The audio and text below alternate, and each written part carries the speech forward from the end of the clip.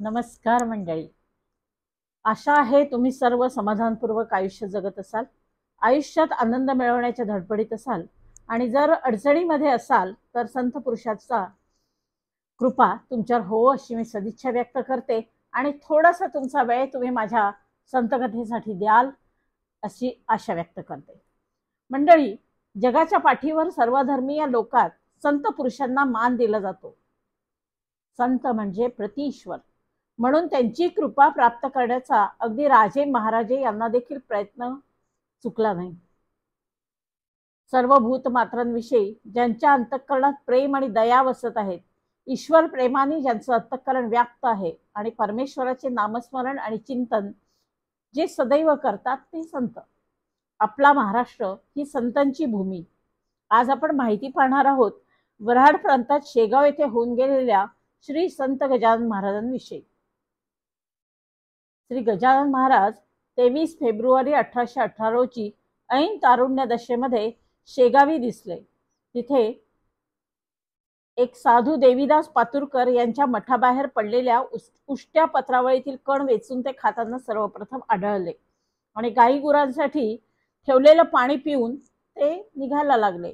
तेव्हा त्यांना सर्वप्रथम बघणाऱ्या बंकटलाल अग्रवाल यांनी त्यांना विचारले, महाराज, हे पाणी गुरांचं आहे, तुम्हाला चांगलं पाणी देतो. तर गजानन महाराज म्हणाले की अरे, ब्रह्म सर्वत्र आहे, त्या पाण्यामध्ये देखील तोच आहे ईश्वर, जो दुसऱ्या स्वच्छ पाण्यात असेल. पुढे नाहीसे झाले महाराज, तरी एका टाकळीकर नावाच्या गृहस्थांचा जो घोडा होता तो बेफाम होता. तर त्या घोड्याला उभं केलं असता इतर लोक जेव्हा आले बघायला, तर ब्रह्मानंदी निमग्न होऊन गजानन महाराज हे चौपायात झोपलेले आढळले. तेव्हा इतरांच्या लक्षात आले की हे निश्चित संत अवलिया पुरुष असेल. त्यांनी भक्तांना अनेक चमत्कार दाखवले. 8 सप्टेंबर 1910 रोजी ते समाधीस्थ झाले. अकोट गावच्या नरसिंग महाराज, जे रानावनात दिवसभर राहून संध्याकाळी गावाबाहेरच्या झोपडीत वस्तीला येत, त्यांच्या समोर बसून शेगावचे गजानन महाराज रात्र भजन म्हणत आणि ताल धरून रामे गिणात गिण बोते यश्वित्तम वैदुही या 2 मंत्राचा अव्याहत जप करत असत. आणि ते इतके तल्लीन होत असत की त्यांच्या बोटावर बोट आपटून ठेका धरताना जखमा होत रक्तवाही पण त्यांना शुद्ध नसे. ते प्रत्यक्ष कधी कोणाशी बोलत नसत, संवाद साधत नसत, पण त्यांनी जी स्वैरवाणी उच्चारली असेल तर तसे प्रसंग काही महिन्यांनी अगर काही दिवसांनी अनुभवास येत असत असे सांगणारे भक्त होते. आणि तसे उल्लेख आहेत. कुत्रा, गाय, घोडा यांना वश करून सर्व चराचरात ईश्वर भरलेला आहे हे त्यांनी भक्तांना दाखवून दिले. एका भक्ताला त्यांनी प्रत्यक्ष पांडुरंगाचं दर्शन घडवलं.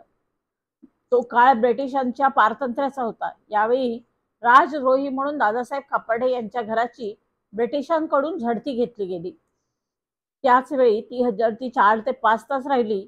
तर दादासाहेब खापर्डे हे इंग्लंडमध्ये होते, पण गजानन महाराजांना गुरुस्थानी मांडणाऱ्या बाळासाहेब खापर्डे यांच्या मातोश्री महाराजांजवळ बसलेल्या होत्या.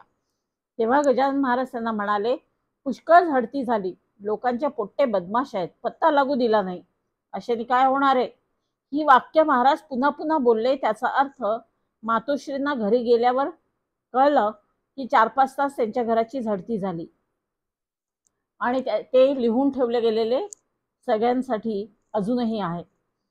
आता अक्षय तृतीयेला सर्वांनी असं ठरवलं की व्यासपीठावर 1830 रोजी अक्षय तृतीयेला अकोल्यात शिवजयंती उत्सव थाटात साजरा करावा. यावेळी दामले, कोल्हटकर, खापर्डे यासारख्या विद्वान लोकांच्या पुढाकाराने हा उत्सव संपन्न झाला. तेव्हा उत्सवाचे अध्यक्षपद लोकमान्य टिळकांना द्यावं असं सर्वानुमत ठरलं. उत्सवाची पूर्ण तयारी चालू असताना कोणीतरी म्हणालं, शिवजयंती उत्सवाला शेगावच्या गजानन महाराजांना देखील आणूया का.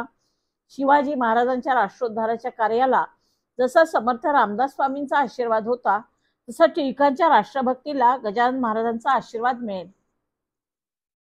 हे आमंत्रण मिळाले तेव्हा दादासाहेब खापर्डेंनी गजानन महाराजांना विचारले की तुम्ही सभेला याल, व्यवस्थित राहाल.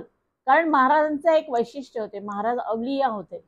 त्यांचा संचार सर्वत्र चालू असे, त्यांना कोणी अडवू शकत नसे किंवा त्यांना कोणी काही इच्छा पण प्रगट करू नसते. इच्छा प्रगट भक्तांनी जर केली तर महाराज ती पूर्ण करत, पण कोणी त्यांना सांगू शकत नसे की हे करा. तर महाराजांनी आम्ही सभेला येऊ आणि सुधारकांचा मनोभंग करणार नाही असं आश्वासन दिलं. आणि प्रत्यक्ष उत्सव प्रसंगी लोकमान्य टिळकांच्या उजव्या बाजूला व्यासपीठावर ते बसले. लोकमान्य टिळक आपल्या भाषणातून म्हणाले की ज्या समाजाला स्वातंत्र्य नाही तो समाज प्रेतवत आहे, म्हणून स्वातंत्र्यासाठी राष्ट्रप्रेम जागवणारे शिक्षण मिळायला हवे. लोकमान्य टिळकांचं भाषण सर्व सभेसाठी देशभक्ती प्रेरक होतं. ते ऐकताच हसत हसत गजानन महाराज म्हणाले, अरे अशा बोलण्यानेच काढण्या पडतात दोन्ही हातात. आणि खरंच कलम 124 खाली लोकमान्य टिळकांना त्यानंतर अटक झाली. त्यावेळी त्यांचे मित्र कोल्हटकर शेगावात गजानन महाराजांना भेटायला आले. तर 3 दिवस महाराज भेटले नाही, ध्यानमग्न राहून बसून राहिले. तरी चिकाटीने कोल्हटकर गेले नाही. शेवटी 4थ्या दिवशी कोल्हटकरांची चिकाटी बघून महाराज बोलते झाले, तुम्ही कितीही प्रयत्न केले तरी यश येणार नाही, पण त्यांच्या हातून मोठे कार्य होईल. पुढे जेव्हा कोल्हटकर प्रसादाची भाकरी घेऊन लोकमान्य टिळकांना भेटायला गेले तेव्हा लोकमान्य टिळक हसत हसत म्हणाले, अरे हे तर होणारच, सरकार स्वतःची बाजू सांभाळेल, पण माझ्या हातून कोणती कामगिरी होईल ते मात्र गूढ वाटतंय मला. पण या शिक्षेच्या कालावधीमध्ये ब्रह्मदेशातील मंडालेच्या कारागृहात गीता रहस्य हा गीतेवरील ग्रंथ लिहिला गेला आणि ती मोठी एक कामगिरी टिळकांच्या हस्ते झाली. गजानन महाराजांचं नावलौकिक सर्वदूर पसरण्यासाठी भक्तांना त्यांनी चमत्कार दाखवले त्याची नोंद आजही आढळते. महाराज चिलीम पीत असत, पण ती कोणत्या तरी भक्तांनी त्यांना अर्पण केली म्हणूनच पीत असत. एकदा जानकीराम सोनाराकडे सकाळी सकाळी काड्यापेट्या संपल्या म्हणून चिलीम पेटवायला विस्ताय मागायला गेलेल्या भक्ताला अवहेलनात्मक बोलून हाकलून लावले गेले. तेव्हा बिना अग्नी काड्यापेटीची चिलीम महाराजांनी पेटवून दाखवली. धर काड्यापेटी चिलिमीवर अशी आज्ञा केली. आता घाबरत भक्त काय अवाज्ञा करणार, आणि खरंच दूर निघू लागला आणि चिलीम पेटली. आणि इकडे काय झालं, जानकीराम सोनारकडे ब्राह्मण आले जेवायला आणि अक्षय तृतीयेचं जेवण सगळं वाढल्यावर चिंचेच्या सारामध्ये किडे आणि अळ्या झालेल्या दिसायला लागल्या.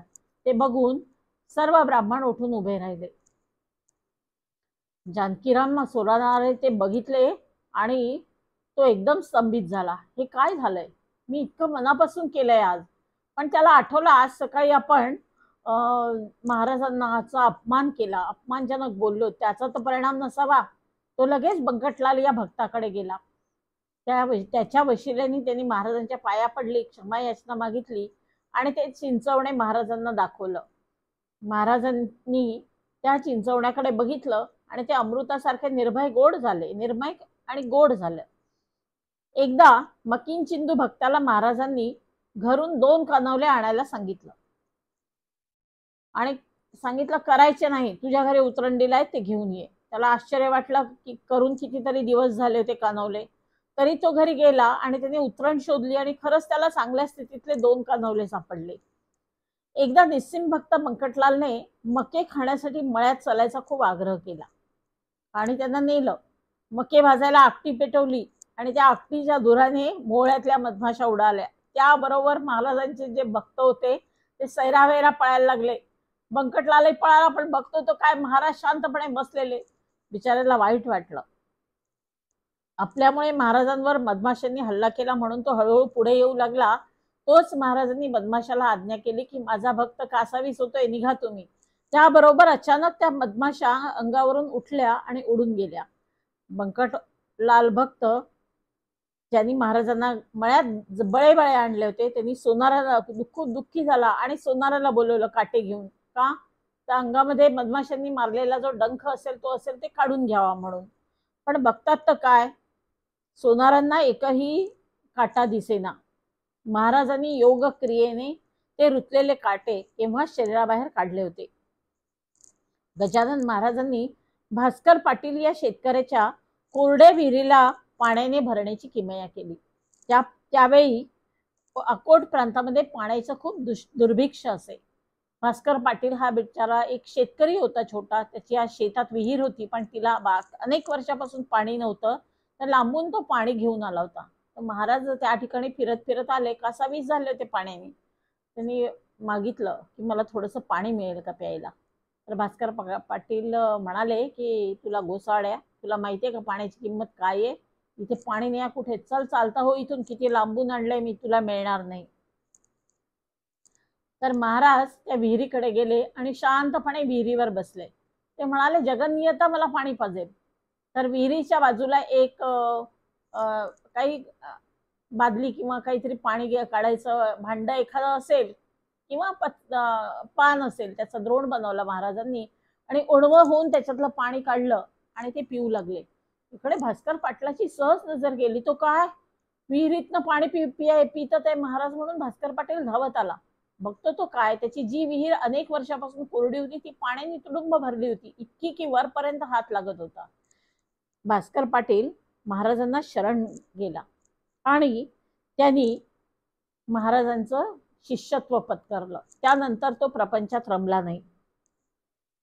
महाराजांनी अगदी शक्तिशाली पहिलवानाला, म्हणजे त्याचं हरी पाटील नाव, त्याचं देखील गर्वहरण केलं. ते एका ठिकाणी बसून राहिले आणि म्हणाले मला इथून हलव तर मी मानीन की तुझ्या अंगामध्ये पहिलवानकीचं जबरदस्त बळ आहे.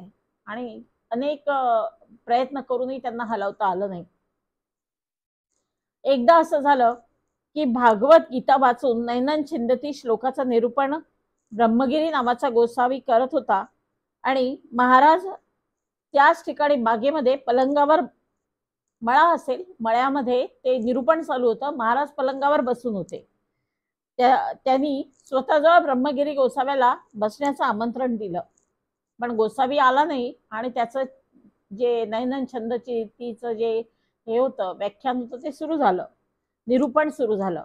ते त्याच वेळी काय झालं, तो जो पलंग होता ज्यावर महाराज बसले होते गजानन महाराज, तो चहू बाजूनी पेटला, पण महाराज जागचे हल्ले नाही.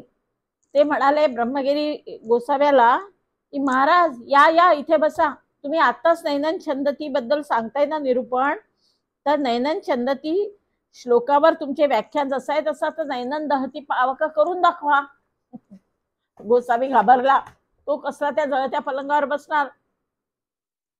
तर महाराजांनी शब्द पांडित्यांनी आपल्या ब्रह्मगिरी गोसाव्याला दाखवून दिलं की कृती आणि उक्ती यामध्ये अंतर नसावे. तो गोसावी नतमस्तक झाला. आता भक्तांनी अर्धवट जळालेला पलंग जरी विझवला तरी ब्रह्मगिरी सर्व शिष्यांना सोडून विरक्त होऊन रात्रीच कुठे निघून गेला हे वर्तमान सर्वत्र झाले. लोक अजूनच महाराजांच्या चरणी लीन झाले, जमा झाले, विनम्र झाले. पुढे एका माजलेल्या मारकुंड्या गाईला महाराजांनी शांत केलं आणि गंगा भारती गोसाव्याला कर्करोग मुक्त केलं, तर पुंडलिक भोकरे याला प्लेग रोगातून बरं केलं. गजानन महाराजांचं वैशिष्ट्य असे की ते फारसे कोणाशी संवाद जरी साधत नसत, गप्पा मारत नसत, तरी भक्ताच्या प्रेमांचे त्यांना अप्रूप वाटे. याविषयी एक दोन गोष्टी अशा आहेत की एक एरवी साडी नेसलेली स्त्री घरी पुरणपोळी करून महाराजांना पुरणपोळी खाऊ घालीन म्हणून घाईघाईत आली, पण तिला उशीरच झाला. तर त्या दिवशी महाराज जेवले नाही. त्यांनी सांगितलं की हिरवी साडी नेसलेली बाई आलेली आहे माझ्यासाठी पुरणपोळी घेऊन, तिची पुरणपोळी मी खाणार आहे. इतकंच नव्हे तर एकदा माधव तो डबा घेऊन आला त्यांना, एक भक्त.